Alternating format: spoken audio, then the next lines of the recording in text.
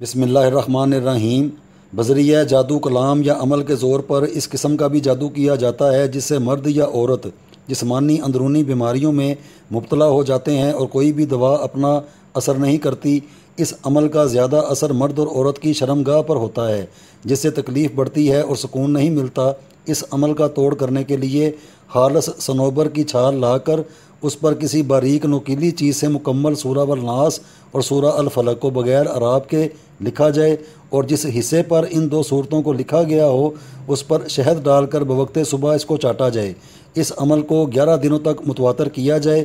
اللہ کے حکم سے جادو کے ذریعے جسمانی بیماریوں کا خاتمہ ہوگا اور 12ویں دن اس نقش کو اس نوکیلی چیز سے پھر زعفران کے ساتھ سفید کاغذ پر لکھا جائے اور اسے اپنے گلے یا بازو پر باندھا جائے۔ نوکیلی چیز سے مراد لکڑی کو تراش کر اس کو باریک کرنا ہے۔